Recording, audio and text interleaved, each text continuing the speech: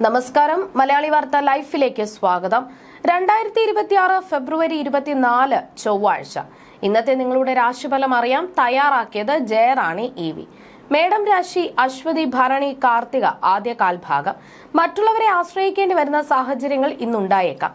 ദൂരയാത്രകൾ ആവശ്യമായി വരുന്നത് ശാരീരികമായ ക്ലേശങ്ങൾക്ക് കാരണമാകും. തൊഴിൽപരമായ ബുദ്ധിമുട്ടുകൾ വർദ്ധിക്കാനും സ്ഥാനനഷ്ടം സംഭവിക്കാനും ഇടയുള്ളതിനാൽ ജാഗ്രത പാലിക്കണം.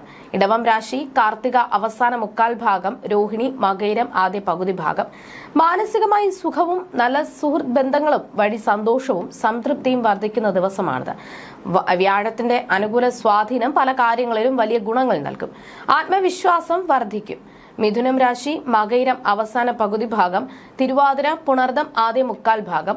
ചില സമയങ്ങളിൽ മാനസികമായ അസ്വസ്ഥതകളും നിർഭാഗ്യകരമായ അനുഭവങ്ങളും നേരിടേണ്ടി വന്നേക്കാം.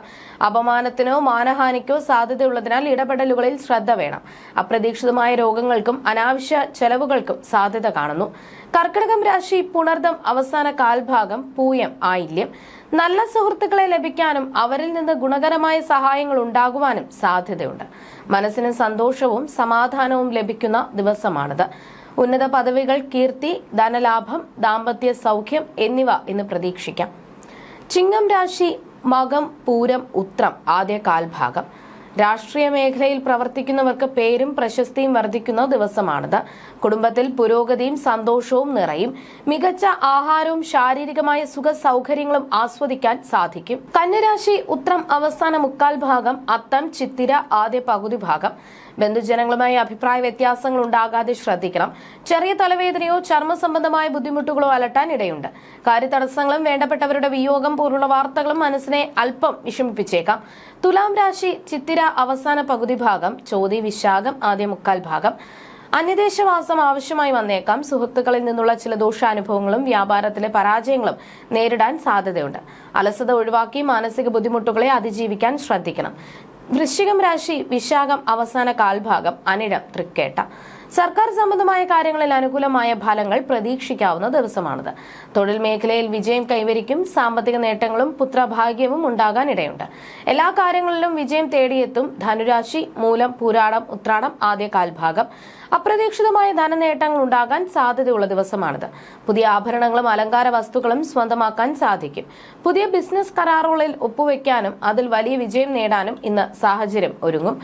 മകരം രാശി ഉത്രാടം അവസാന മുക്കാൽ ഭാഗം, തിരുവോണം അവിട്ടം ആദ്യ പകുതി ഭാഗം. വസ്തു സംബന്ധമായോ മറ്റ് നിയമപരമായ വിഷയങ്ങളിലോ വെല്ലുവിളികൾ നേരിടേണ്ടി വന്നേക്കാം. പ്രിയപ്പെട്ടവരുമായി ചെറിയ അഭിപ്രായ വ്യത്യാസങ്ങൾ ഉണ്ടാകാൻ ഇടയുള്ളതിനാൽ സംഭാഷണങ്ങളിൽ ക്ഷമ പാലിക്കുന്നത് നന്നായിരിക്കും. കുംഭം രാശി അവിട്ടം അവസാന പകുതി ഭാഗം, ചതയം പൂരുരുട്ടാതി ആദ്യ മുക്കാൽ ഭാഗം. വരവും ചെലവും ഏകദേശം തുല്യമായിരിക്കും. യാത്രകൾ വിജയകരമാക്കാൻ കൂടുതൽ പരിശ്രമം ആവശ്യമായി വരും. ഉദരരോഗങ്ങൾ അലട്ടാൻ സാധ്യതയുള്ളതിനാൽ ആരോഗ്യത്തിൽ ശ്രദ്ധ വേണം. ഉറക്കക്കുറവും ചെറിയ മനോദുഃഖവും അനുഭവപ്പെട്ടേക്കാം. മീനം രാശി പൂരുരുട്ടാതി അവസാന കാൽഭാഗം, ഉത്രട്ടാതി രേവതി. വലിയ വികസന പദ്ധതികളുടെ ഭാഗമാകാൻ അവസരം ലഭിക്കുന്നത് സന്തോഷം നൽകും.